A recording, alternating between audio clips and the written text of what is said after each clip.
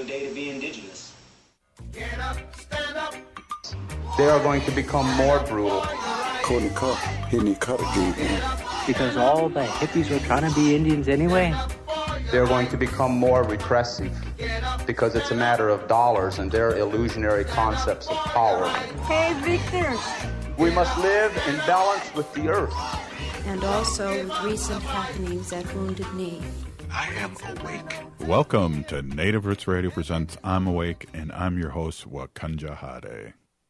Hey, Kadagi, to all my friends and relatives in four directions. You are listening to Native Roots Radio presents I'm Awake, and I'm your host, Robert Pilot. We discuss local and national Native news and events, and as you know, Chujunk, Native issues are human issues, and human issues are Native issues.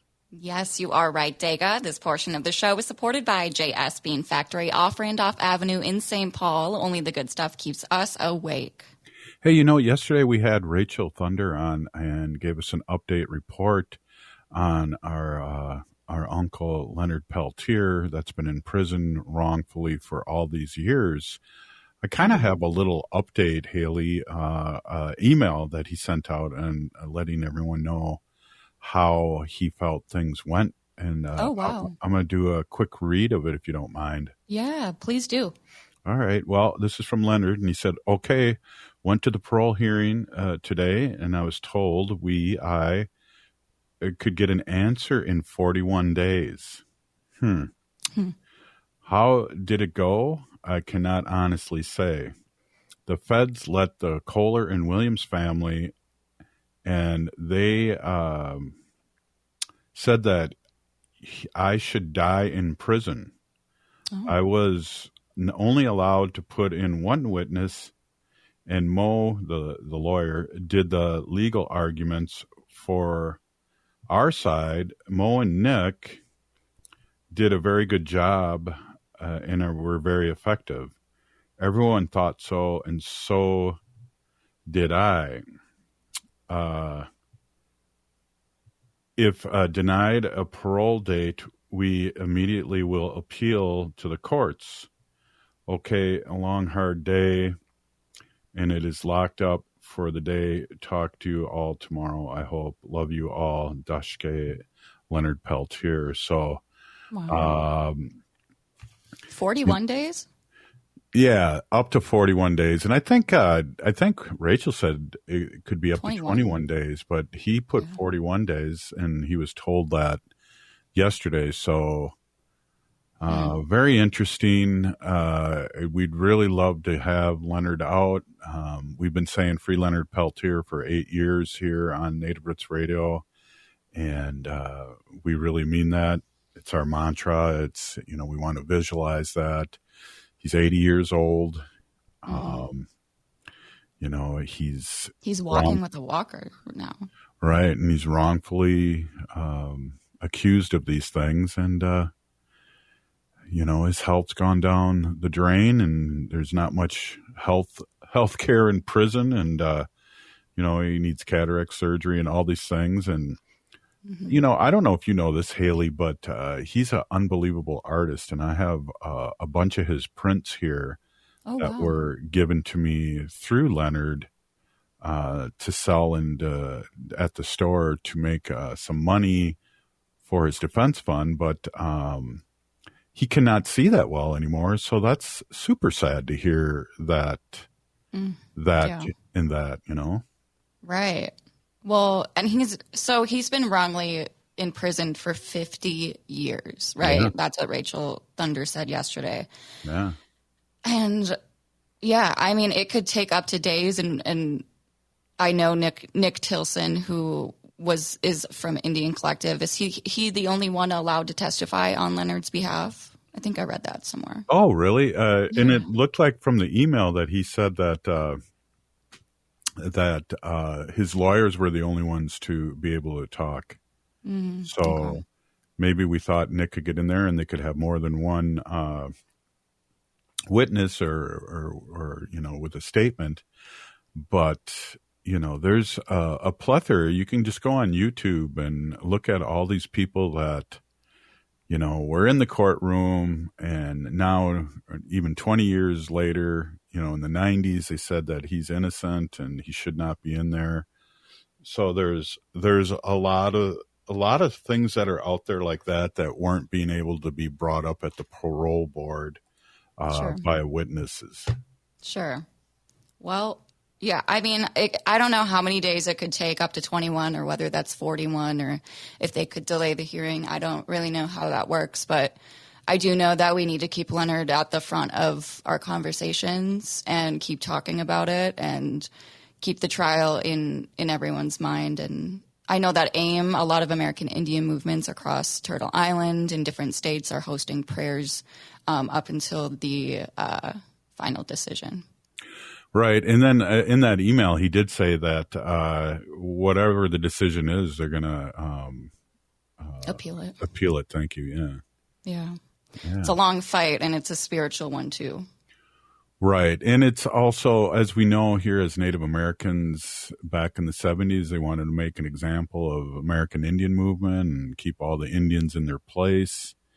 And, that's been 50 years, and now we have ways to fight, and some of the ways to fight, like Sam Strong said. I wish I would have recorded what he said at Red Lake, but we have lawyers, we have doctors, we have radio hosts, national radio hosts, and we have things like that we didn't have before, and that's where the battle is now, is information, and why we're talking about it, Haley.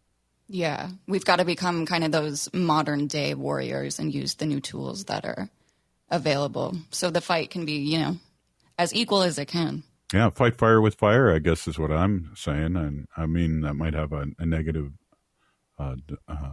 side to it, but I really feel like that's a good thing, Mm-hmm. Yeah. Well, hey, remember on kind of some good news here. Remember what happened in the Twin Cities 4 years ago? This was an anniversary yesterday on the 10th.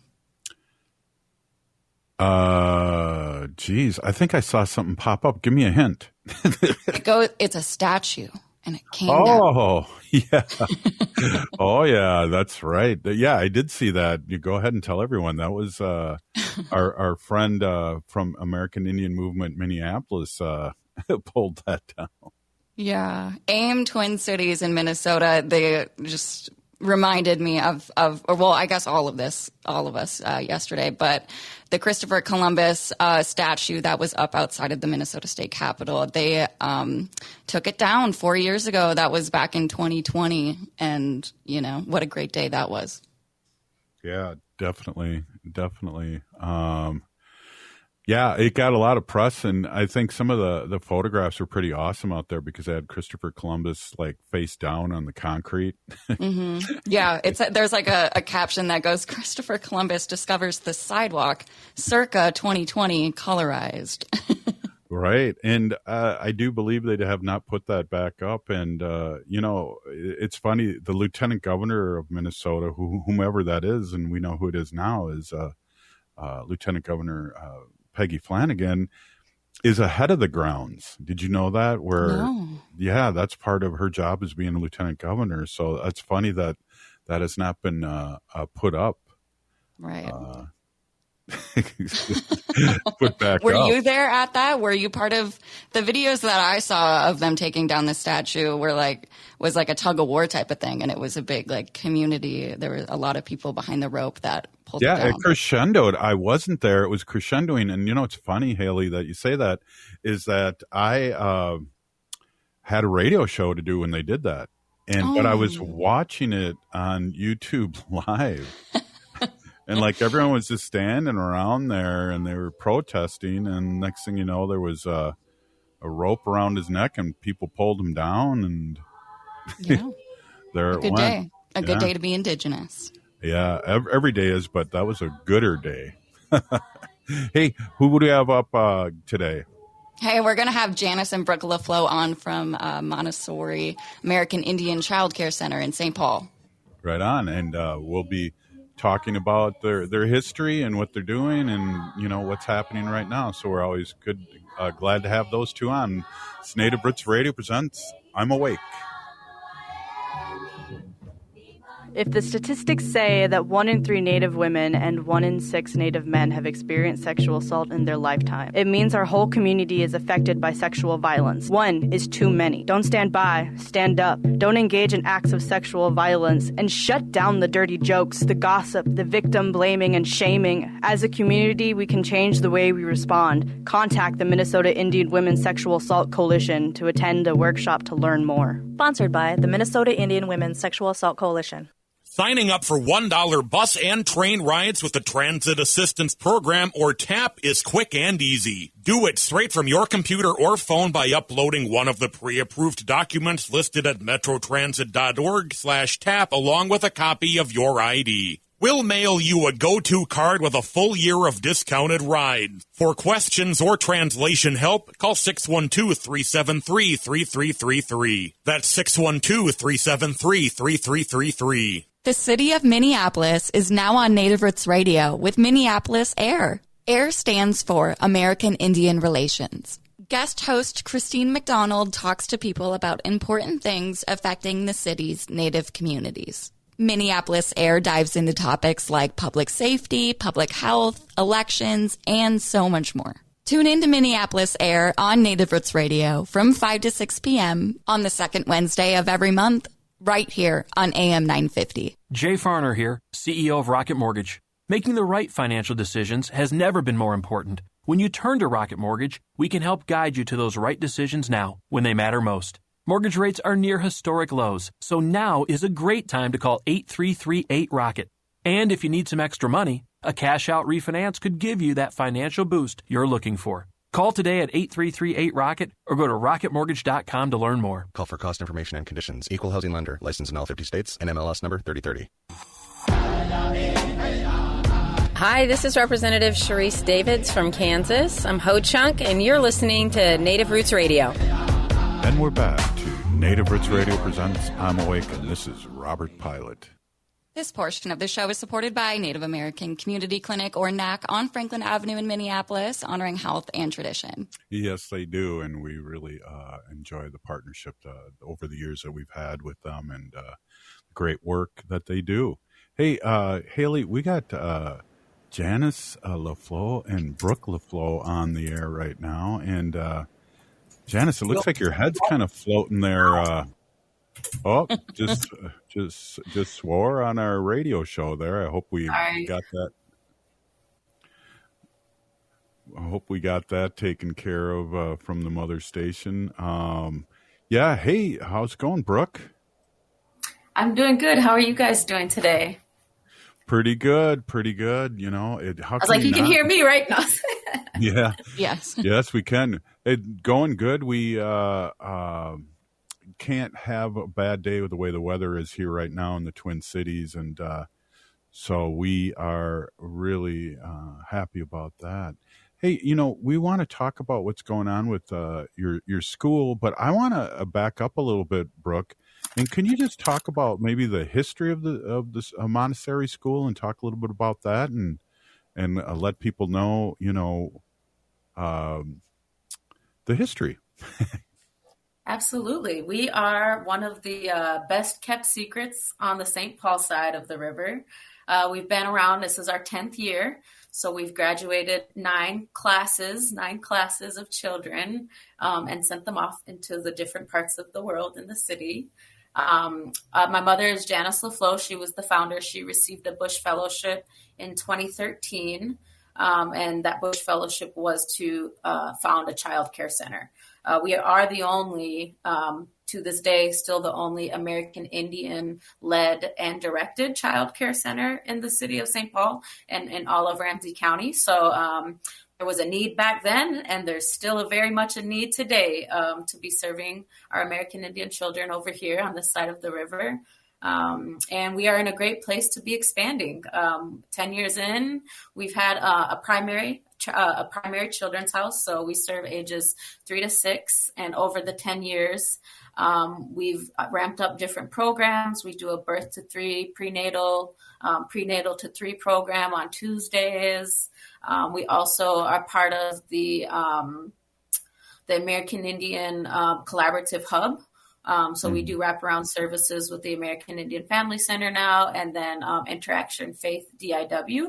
And so we are co-locating and doing integrated services so that all of our families, our American Indian families here on the East Side, can get a little bit of everything they need. You know, you need childcare from us, you need some food from DIW, you need some employment help from American Indian Family Center. So we've expanded, and we're still expanding on that path. So I'll let Janice say anything too. Oh, hey Janice, how you doing? Good afternoon. I'm okay. It's always a busy day when you're doing early learning work, and it's been a busy day. We're quite excited to be sharing today on the show an upcoming opportunity to support training, Montessori training, for applicants interested in coming into the early learning work. We know that we'll be expanding soon, and so we're excited to share a whole lot more about what that opportunity looks like and how you can get connected to what we'll be doing soon. Yeah, now that we got a little history, we can jump right into that, Janice. And, I know that with expansion, there's a lot of possibility and a lot of diverse hours, so to speak. And let's talk a little bit about that. Certainly. So what we're thinking, 10 years into the work, the greatest compliment is to be able to replicate myself in the environment and find another Native person who's interested in going through Montessori training, to bring that alive in our children's house. And so that's what we're hoping to do with our expansion, is to find some of those Native people out there who are very interested in early learning work, that are ready to take it to the next level. When you talk about taking it to the next level, I mean, there's Montessori work and daycare. What makes you guys different and better? Good one. I think that one of the most unique aspects of our work really is that we are grounded in the Montessori method. And so in order to bring Montessori into the environment, you do have to go get trained in the Montessori approach. We're pretty blessed here in St. Paul to have one of the Montessori training centers of Brook can probably help me out. I think there's only 8 across the nation. And so that's one of the most unique factors about taking it to the next level. Is it is a more than just a CDA. It's not exactly, a teaching license, but it is taking 9 months to do an intensive, rigorous training course that includes theory, student teaching, and lots of student practice and work with the materials, so that you really can understand and embody the intention of the work, so that you can be focused on how the child is actually receiving the information and the presentation that you're sharing with them. And so that next level really is about the adult preparation to be in space and in a learning space with children.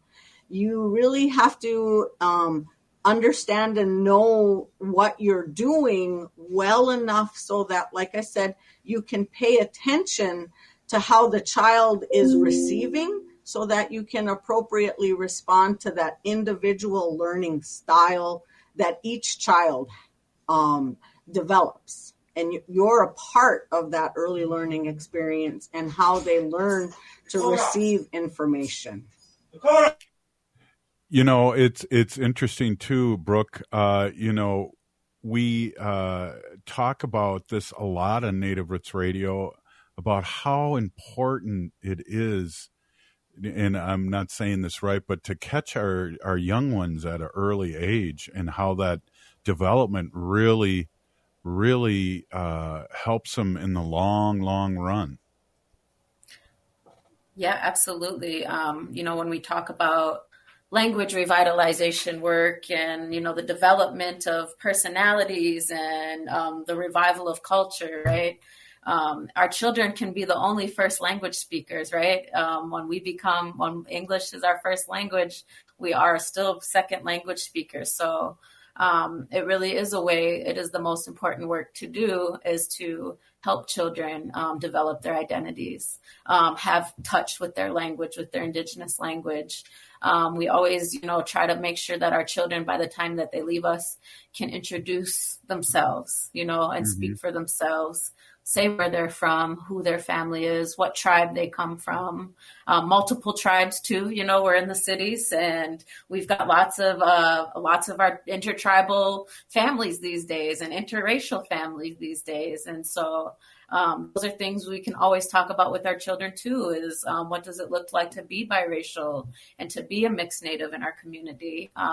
And those things happen in early childhood, right? When our children are absorbing everything. Maria Montessori said that children are like a sponge, right? Their brains, the absorbent mind is like a sponge. So they take in everything at that age. And I think it's just the most important work, right? When we talk about cultural revival, language revival, just being strong in who you are as a personality, as a person. And then, when you know that as a young person and you grow up knowing that as a young person, it stays with you. And so you're less, you have more strengths to deal with racial bias as an adult, or racial bias as a young person, right? You have these things that you already know about yourself to go out into the world. So, yeah. That's interesting. Lots of research coming out too. Yeah. That's interesting, Brooke. One of the things I wanted to ask you too, and you kind of touched on it, was I know, I think, Haley, it was 150 different tribes in Minneapolis. The Minneapolis Public School knows that there's 150, and I'm sure there's roughly around that in St. Paul too. How do you customize, or do you customize their language or what they learn? Because we're sometimes a pan society, which is not good. And I can verify that. I have a dream catcher on my back, and I'm Ho-Chunk, and I don't talk about that. You know what I'm saying, Brooke? Yeah, I don't talk about that. Yeah, no, I know what you're saying. How do we get away from pan-Indianism? As much as we can, we give these children their tribes and their languages.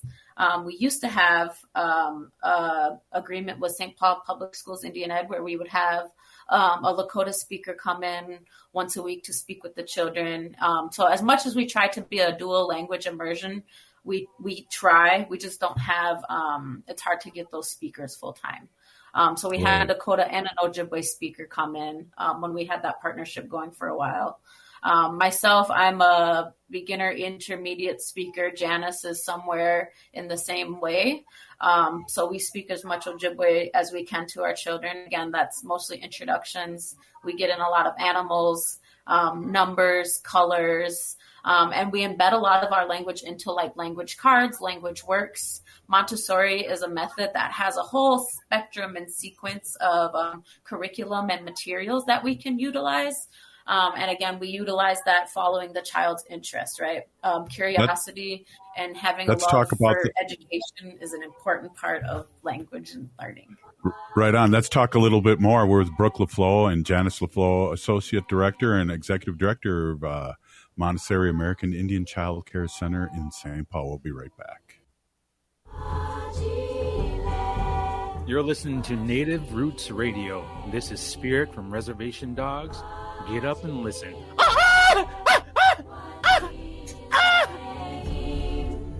Welcome back to Native Roots Radio presents I'm Awake, and this is Robert Pilot. This portion of the show is supported by Native Concrete and Masonry, working with clients to design, perform, create, and accomplish. Check out their work at nativeconcretemasonry.com. Wow, what a great read, Haley. That was awesome. Kiki. Yeah. Oh, thanks. Definitely.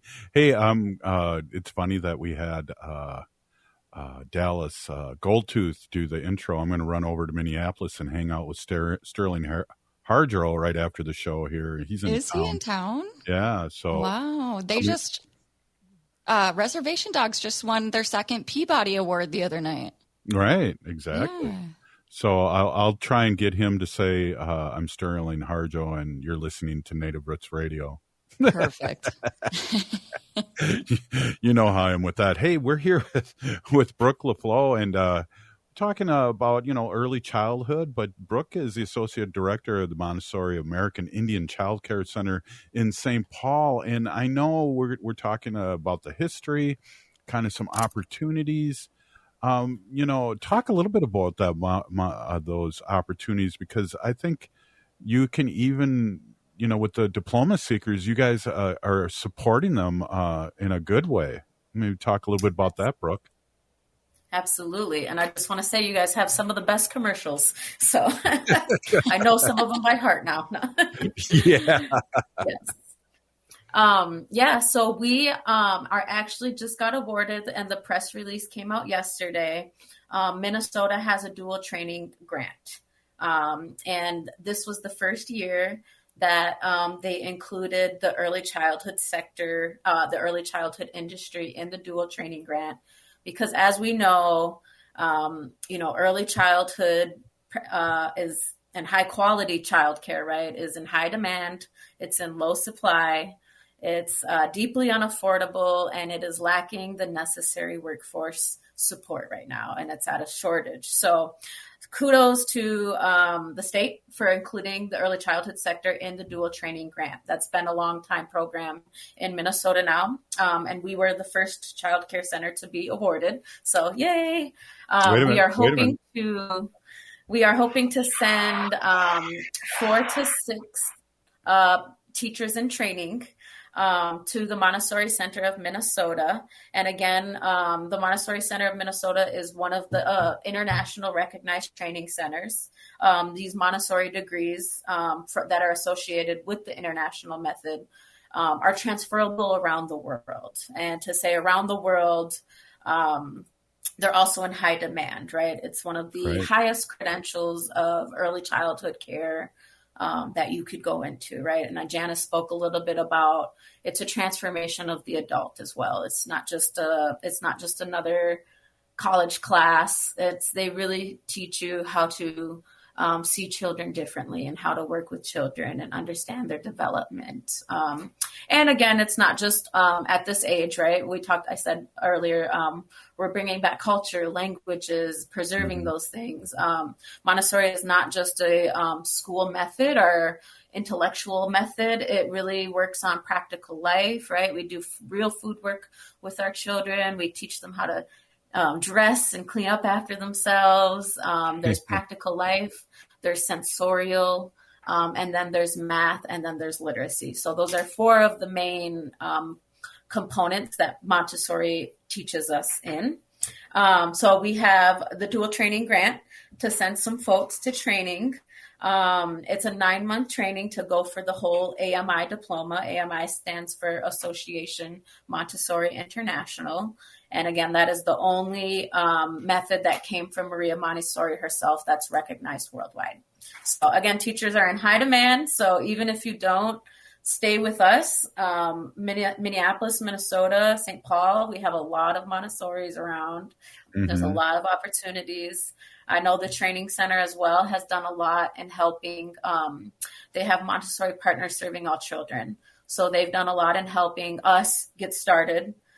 They have got all of our materials donated to us the first year we opened our doors, and they've opened multiple other dual language Montessoris. And then there's a Montessori, I'm blanking on their Thunder Valley CDC in South Dakota also got started a Montessori, transitioned their Head Starts to Montessori, and brought their teachers down here to train. So it's a good method to bring back to your community too. If this is not the place that you want to stay, we are encouraging people to, get these diplomas. And then, a lot of people are so inspired and so into it that they want to start their own Montessoris in their own communities and provide that access to their communities, which is great. That's something we also are really encouraging because, again, the shortages of early childcare is everywhere. It's in the cities, it's in the reservations, it's in the suburbs. It's just a severely underfunded sector, and it takes really good people to take care of our children and make that decision. So, Brooke, I've known you for a long time, and I just have to say this. I'm really proud of you. You're a young warrior in doing it. You're a great example of doing it. I just wanted to say that as I'm listening to you. It's awesome to hear. And I know, Haley, you have a little experience in some of this kind of stuff. Do you have any questions? Yeah, well, I just have to, solidify the statement that you made, Brooke, that it's just in such high demand. Like any child care center around the state, whether that's rural, tribal, or inner city. And I guess I worked at a Montessori school. It was right after college. It was kind of an in-between job between what I wanted to do with my degree. And it was amazing. I love the kids, and that wasn't my first experience working, in a kind of setting with children like that. But this school that I worked at, they called themselves a Montessori school, but there was no training or requirements to be a teacher there. So, just kind of a reminder that any type of school or early childcare learning center can put the title on and call themselves a Montessori school, even if they're just loosely following, a template to say. But I think this training that you guys are offering at Montessori American Indian Child Care Center in St. Paul is amazing. The 9-month program, I think what a great opportunity for someone who wants to have a long career working with our next generation and helping revitalize a lot of our culture. So, I guess to our listeners out there, just really, take into account what they're offering, and it's an amazing opportunity. So if you want to learn more, you can check out Montessori American Indian Child Care Center at AmericanIndianMontessori.net. Thank you so much, Haley, because as I was listening to you, I was going, well, we don't know how to get in touch with them. So, again, you did awesome there, too. Yeah. And then I was going to swing over and ask Brooke, but you said it, and that's how people get a hold of you. And we have people all over the country listening to us, Brooke, too. And so I don't know if you have an email you can shoot out there, people that are listening right now that want more information and maybe out of state, come here and move and learn the Montessori way with you. Absolutely. Thank you for the praise. I just want to say that it warms my heart to hear those things. It's always good to, feel good. And so thank you. My email that is most accessible, I will say, is not my Montessori one, but it's my personal. It's Brook, BROOK, LaFloe, LAFLOE @gmail.com. And anybody can feel free to hit me up on there. I've gone through the training myself. I actually did the whole shebang and did the Montessori master's program at University of Maryland, Loyola, Maryland. So very well versed in the method. And what we've been doing a little bit differently here at the Montessori American Indian Child Care Center is indigenizing some of those materials. As I mentioned earlier, as much as things we can do in the language, we make our own cards, we make our own children's aprons, we make our own materials for our children to use that feels a little bit more culturally relevant than just the typical Montessori method. But again, we are the Association Montessori recognized school. So we are the true Montessori method. The training, you'll go into training. I'll give you a little heads up of what it could look like. You'll go into training and you'll go section by section. As I mentioned, there's practical life and sensorial, and that's for some of your younger children. And then by the time you get to the math and reading sections, that's some of your older children.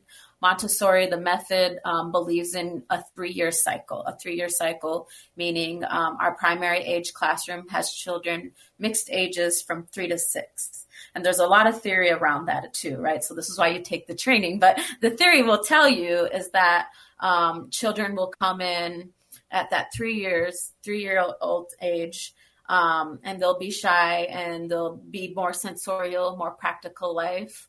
And by the time they get through that sequence of materials and curriculum that's available in the classroom, they'll be reading, they'll be writing, they'll be leaders in the classroom, right? And again, the theory of Montessori is that children learn from children and their peers at a higher rate than they do from adults at this age, because there's a power dynamic between adults and children, right, that they feel. So they have those 3-year classrooms because those 3-year-olds are learning from the 5-year-olds and they're learning from the 6-year-olds, right? And there's a lot of peer learning that goes on and cohort style learning that goes on from child to child. And so by the time they leave us, they are little leaders in their communities, right? And they are ready to be in their next classroom. So they're socialized, so again, the method is very different than what we see in public school education or typical education, but the training will take you through section by section, and then it'll give you breaks.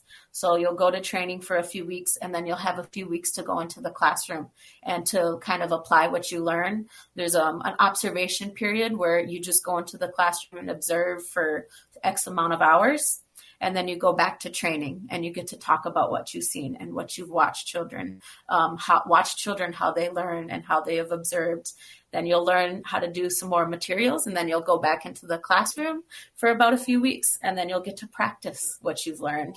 And then you'll come back to training, and then you'll go back to learning with your peers too about how they're learning how to do the method. So that's why it's very transformational, right? It's not just one and done. It's really kind of getting you through learning stages, training stages, completing your hours, observations, practice teaching. It's a full spectrum of support in helping you learn to be an early childhood educator. Hey, Brooke, I want to know if you can come back next segment and talk a little women's basketball for a short time. And then I also want to bring up your address again and how people can find out more information. Hey, this is Native Roots Radio presents I'm Awake, and we'll be right back. Signing up for $1 bus and train rides with the Transit Assistance Program, or TAP, is quick and easy. Do it straight from your computer or phone by uploading one of the pre-approved documents listed at metrotransit.org/TAP along with a copy of your ID. We'll mail you a go-to card with a full year of discounted rides. For questions or translation help, call 612-373-3333. That's 612-373-3333. The city of Minneapolis is now on Native Roots Radio with Minneapolis AIR. AIR stands for American Indian Relations. Guest host Christine McDonald talks to people about important things affecting the city's Native communities. Minneapolis AIR dives into topics like public safety, public health, elections, and so much more. Tune in to Minneapolis AIR on Native Roots Radio from 5 to 6 p.m. on the second Wednesday of every month, right here on AM 950. As nature awakens this spring, let's awaken to the call of protection. Native brothers and sisters, let's bloom together by getting vaccinated against COVID-19. Let's nurture our heritage and safeguard our futures, one vaccination at a time. So be a vaccinative this spring by protecting yourself and others in our Native community. Whether you're due for an updated vaccine or just getting started, all COVID vaccines offer vital protection against severe illness. For our elders over 65, the latest vaccine is recommended by the CDC to maintain protection. So spring forward with strength, Native communities. Embrace the renewal of the season and safeguard our traditions by getting vaccinated against COVID-19. For more information, including details about clinics offering free vaccines, visit vaccines.gov. That's vaccines.gov. This message is brought to you in partnership with the Minnesota Department of Health. Anine, I'm Lieutenant Governor Peggy Flanagan, and you are listening to Native Roots Radio.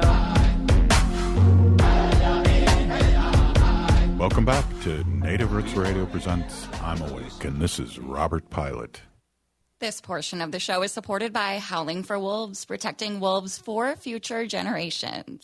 How? I didn't hear Brook. Hey, unmuted. There we go. well, I had welcome to back to unmute. Native. Welcome back to Native Roots Radio. We're with Brook LaFloe, and Brook, give your website again one more time so people across Turtle Island can jump on there and see all the great work that you guys are doing at American Indian Childcare Center. Let me double check here. It's AmericanIndianMontessori.net. Yes, there you go. .net. Yep, AmericanIndianMontessori.net. I'm on our Facebook page right now. Sorry. No problem. No problem. Hey, I know your background, and I wish you could just tell our listening audience quick your background in basketball. You young warrior, you. Yeah, absolutely. So I played my whole life. About middle school is when I started taking AAU really seriously, went all the way through high school. I ended up playing D3 basketball at McAllister College for 2 years before I transferred down to Tulane and then walked on to the Division I women's team down there. We had a standout program at Tulane University and some real standout coaches.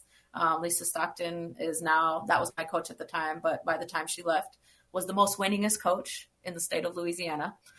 We beat LSU both my years there. And yeah, so I'm almost, someone asked me, I'm almost 10 years out of college basketball, if you can believe that. I still play. Believe that. I still play and I coach now. So it's been a journey and it'll always be a part of my life. Yeah, well, I can't believe it's been 10 years, but I guess I just turned 63, so I guess I can believe that. So I'm going to make a statement, and I want your response. So in the 80s, way before you two were born, Bird and Magic saved the NBA. The NBA's ratings were terrible, and this rivalry between those two coming from the championship game of the NCAA and going into the NBA saved the NBA and really brought them up. And then, of course, you have all the other stars that came in after them. And then you have Jordan, who, did the Nike thing right away. And he really, Charles Barkley always talks about Jordan. Every time he sees him, he thanks him, because when you elevate somebody else's pay, everyone else follows suit. And he always thanked him. I really believe this crop of new number one picks that came out of the WNBA has really gotten people excited about the WNBA. Yeah, I mean, they did a lot of the rookies, what we call them now, the rookies did great in college, and they were uplifting women's basketball then.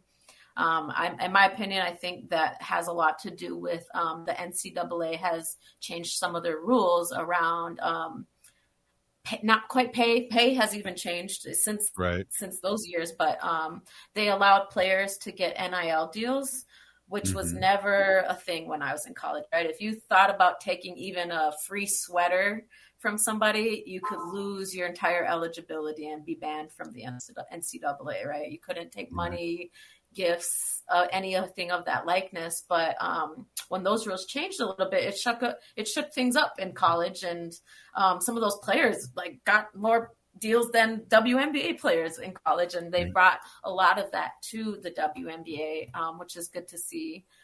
Good to see just women's basketball elevating, and then the televised games. The amount of televised games since I was in college to now has drastically gone up as well. So I wouldn't say, that women are just now getting good at basketball. Especially in Minnesota, we've had the links with 4 Rings, and Maya Moore and Lindsay Whalen and a lot of the greats, right? We've had a lot of greats in this state that I've grown up watching.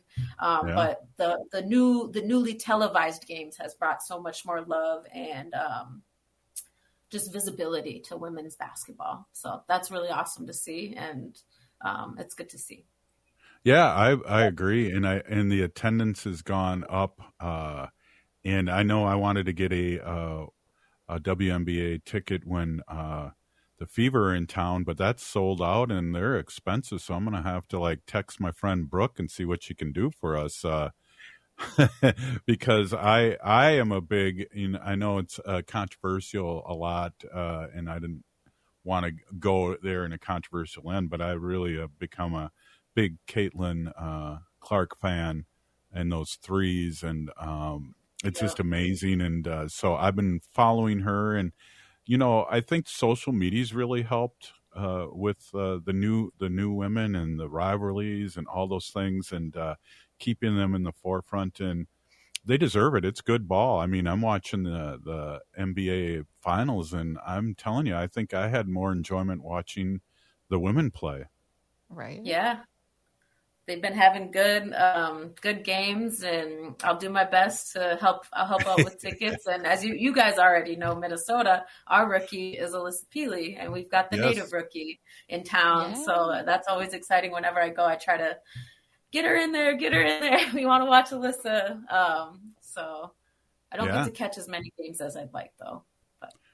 Well, we had her on when she was the day after she was signed, and that was really awesome. And I think she was a little starstruck in about the support that she got when she got here, which was really interesting. Big welcoming and well deserved. And it's exciting. She popped out, Haley, a couple 20-point games, right?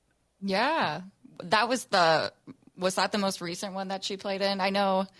When we were there, Brooke and I went to a game recently, and we were waiting for Alyssa to come on out to the court, and she didn't get in the game until the last 2 minutes of the fourth quarter.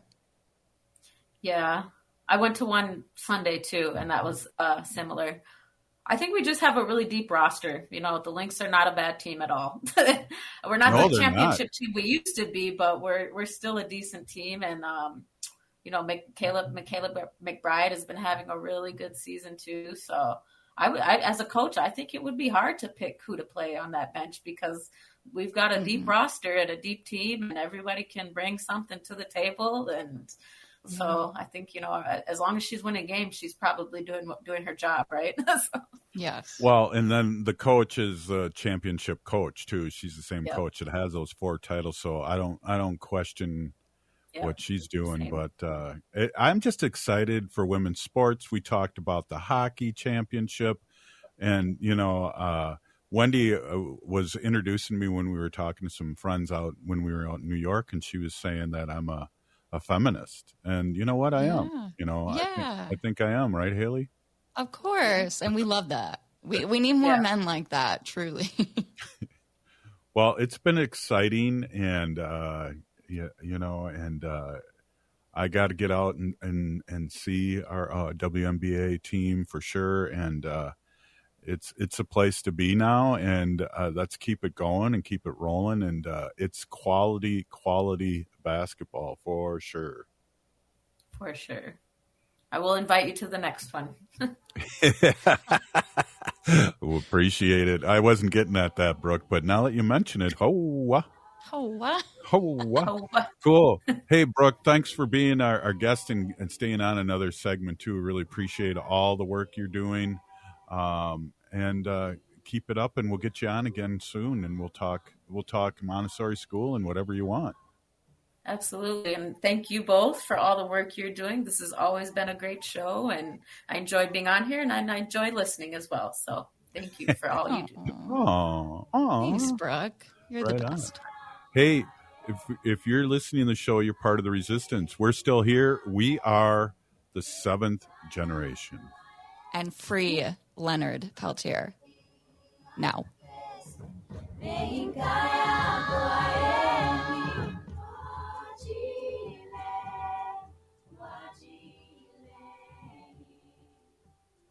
J&S Bean Factory is a native-owned, community-supported, cozy, artsy coffee shop which offers roasted on-site beans, live music, and baked goods. Relax in the beautiful outside patio. City Pages writes, voted top 10 coffee shops. Tucked into a quiet corner of St. Paul's Highland Park neighborhood, this coffee shop roasts beans on-site from the best coffee-growing countries in the world. Located at 1518 Randolph Avenue, St. Paul. The good stuff. Hi, I'm Chuck Manette, owner of Native Concrete and Masonry. With concrete and masonry adding substantial